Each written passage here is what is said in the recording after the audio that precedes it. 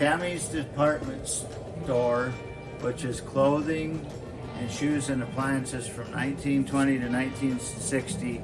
And here's Tammy. Tell us your story, Tammy. The sign Tammy shoes up there. I built that up. Anyway, I change up the window every season. That was when school was going on, so It's a little bit ridiculous. it was the kids. Yeah, that works. That's your dad? Yeah, the school sweater.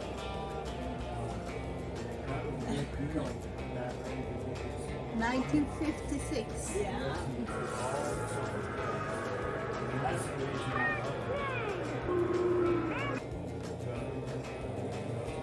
And these called perfume nightlights.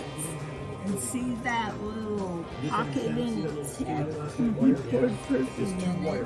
Then when you plugged it in the nightlight, when you did the drop, it dispersed the smell around the room. Wow. Love your story. Those are perfume nightlights. Wow. You know from which year?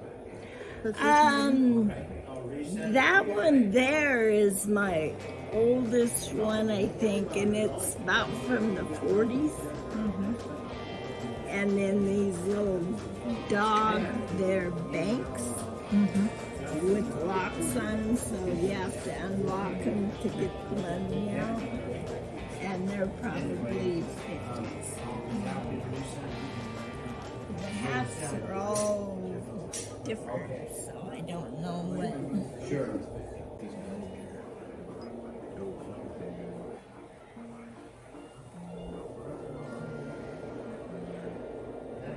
Yeah, that RCA dog we got in Las Vegas.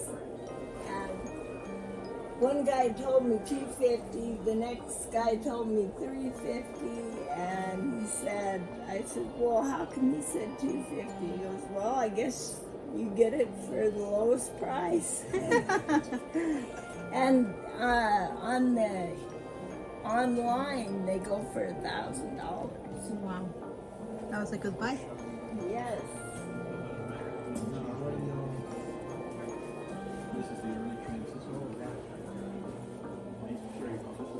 AM restored it, and all of these drawers go to the different departments. So that might be the shoe department, that might be the men's, that might be the women's, and then they would do it that way.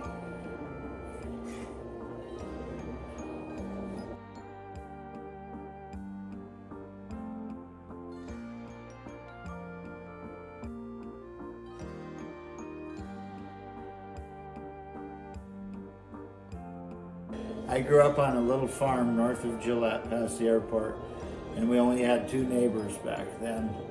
And the one was Clarabelle Vandy couple, and she was like a grandma to me. She gave me her kitchen cupboard there, out of her little farmhouse.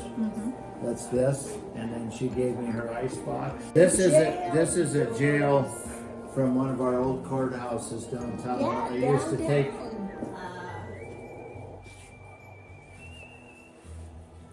This was my dad's grandpa, and he was the, I think, 5th sheriff of Gillette.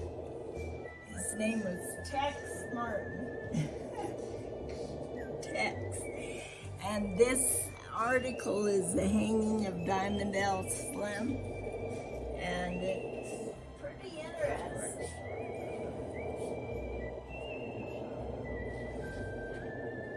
And then this was the first newspaper in Gillette, and it was only 1 page, and if you take it off the wall and turn it around, is the other side of it. Anyway, it says Schlitz beer is good for you. Ask your doctor about drinking Schlitz. of that here. He just continued on about his life and people thought So there were Native Americans in this area, or? Yeah. he was drunk and Matter of fact, my grandpa Tex married a Cherokee woman. Was his first wife that had my grandpa, and so they took it down. Jeff's best friend's mom and dad's dad. Well, his mom's dad. And he had shot a golden eagle in there. So I don't know what to tell you about this. The fun story about this is I bought this for Owen. Really for me, but I use Owen as an excuse. And I put his name on it, and then Chandler was born. Brianna said that Owen couldn't have his own boat. So I put Chandler on the other side, and then I put Brewer Brothers on the back. I don't know what we're gonna do for Leon. I think I need another wood boat. Like Chris Craft this time, because Leon needs a nice boat. I know where there's a canoe hanging on the ceiling. Yeah. This is Plymouth Woody that they used to, during the war, they sent these chassis off to these boat builders, and they built them out of wood to save metal. And most of these cars rotted if they sat outside. You probably were around a bunch of them in California. But anyway, I bought this one from a Vietnam vet, and he was one of the last men that was dying from Agent Orange.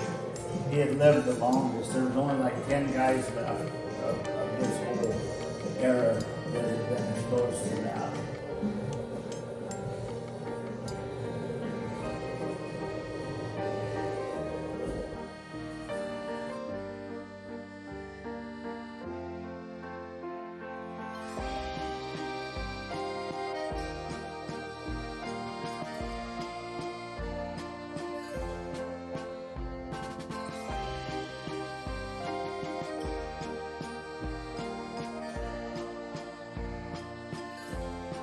Is mostly my dad's Hudson's, and then heavily on the theme of Sinclair. So the outside of this is a Sinclair station, and Sinclair's a New York company, but they own a refinery.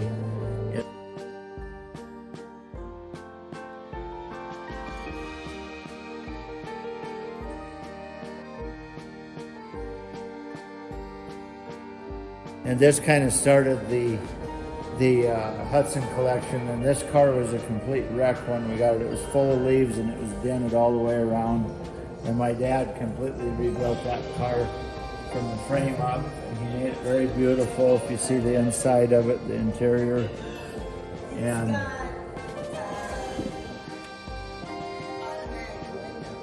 yeah, it's even got power windows in it. That was the first year that Hudson did that. And this car runs and drives beautiful, and so do all the other cars in the museum. They're all drivable.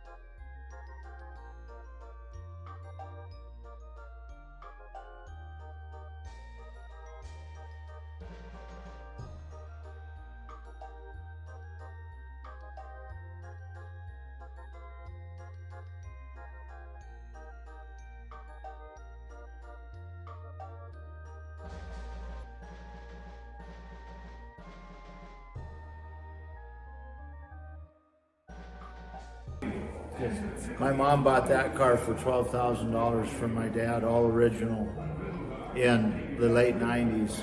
They just weren't a main hobby collector, and now they've really took off, especially that convertible. So my dad was restoring this car when he died, and he had it clear down to the frame, and he had restored the frame, and he had pieces of this car done. But this car was in 5 buildings, just scattered out there. It was in the house, like the chrome that he had gotten redone was in the house, and there was parts everywhere. And I hired this poor guy from Cheyenne to restore this car, and he had to come like 8 times and look for parts. He had to put this thing together like a puzzle and then paint it and put it all back. Look at the hardware in this car. That's all factory. 29 Hudson was a very luxury car back then. Yeah, and a guy did this. It was so funny, that Andy Griffith show where they tear that car down and put it in the jail. That's how this guy was. He had a 1-car garage, and he used it to do all the work, and then he cleans it up and he turned it into a paint booth. And then he painted each part of the car separate. Stored it in his house. I went over down there to see it, and he had this in his whole house. He had car doors in bedrooms and fenders in bedrooms. And I'm like, wow, he's a bachelor. Oh, okay. And he had this whole car stored in his house. And when I went and got it and he opened the door, I was just blown away by it. But it's a very fancy car. We had to build the hubcaps at L&H. My dad was building those. Oh, no kidding. But then since he didn't finish them, I gave him to the CNC guys, and they whipped them out on the computer machines. So I even had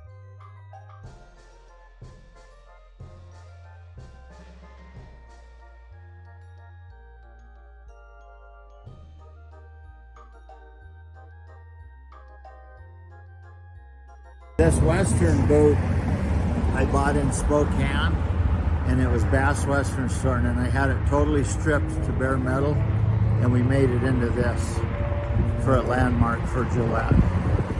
And it'll be all neon when it gets done.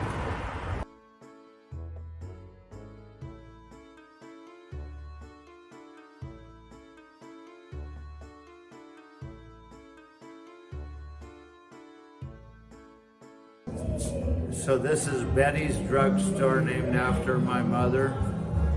And it's a pharmacy and soda fountain ice cream shop like they used to have it in all small towns.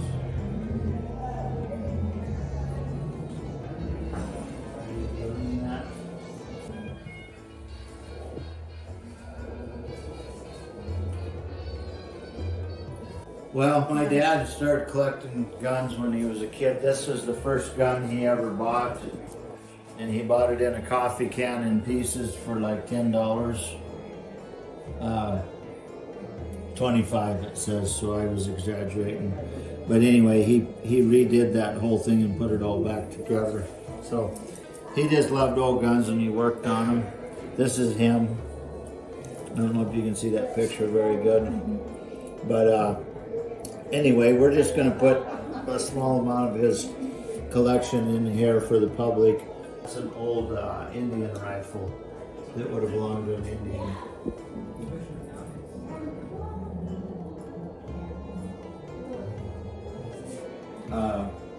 Ammunition display out of maybe a hardware store. And my brother Lee lent me that for this display, but that's an original one. Jet cleaners, so this is my other grandson. And this is a laundromat and a tailor.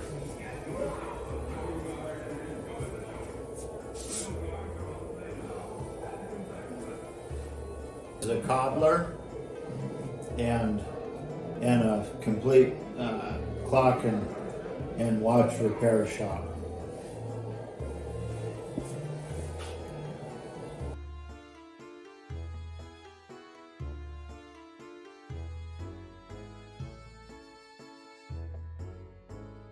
Of course, I collected mining stuff.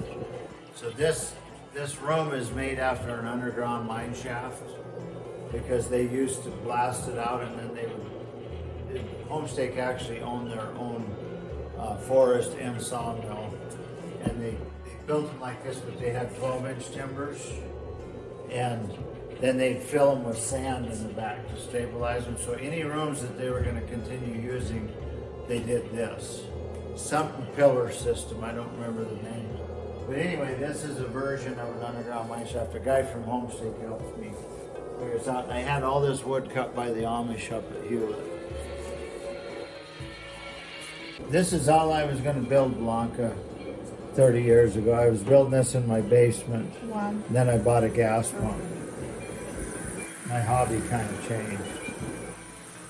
This is a kind of a version of Gillette with the ranch and the coal mine. And so these are just chunks of this, you know. And this one's half ivory still, and then this one that's down here is still ivory. And then that's a piece of his mouth, like a piece of his jawbone. And then that big black thing down there is his molar, his back tooth. Because they just had a big old grinder in their mouth because they were like cows. So. Is it a Megalodon tooth? Yeah. Big shark tooth. Yeah, that Which one is. That's a Megalodon. Yeah.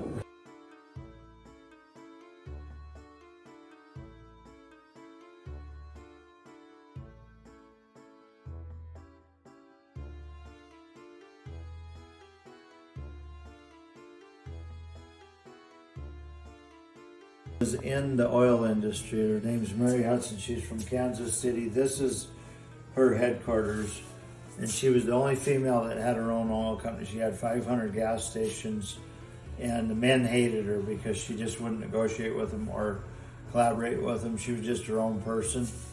And this is all her personal stuff from her mansion and from her office that she had kept for her company. So I have one of all her patches and her oil cans and all these little personal stuff that she kept. What time period was that? I'd say she was around from the 40s up into the 70s. And the story goes, and I'd have to verify it, that she had to sell her company because she had her pumps rigged. So in the 70s, and now they promote you and pay you more if you do that. But back then, there was actually some consequences.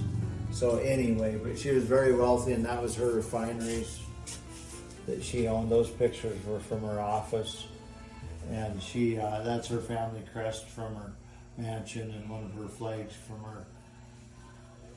her office. An ad from 1958, I think, or 9, where they were selling Edsels in this building.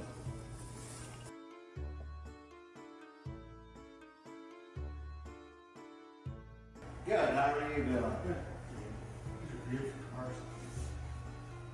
My dad had a Jeep just like that. Really? Yeah, well, it was yellow. Your first orange. It was yellow.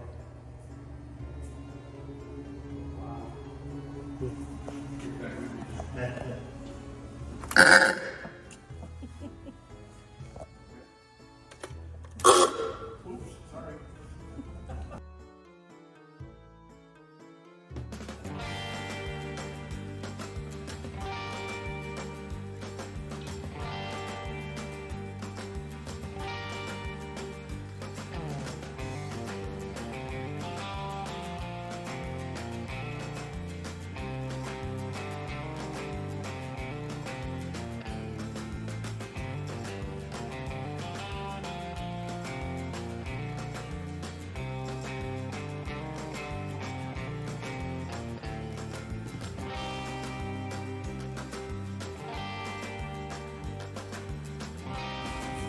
This is the last room, Blanca. This is my little Frontier gas station, which the whole museum's based on the Frontier Oil Company. And this is the exit to the museum where we came in.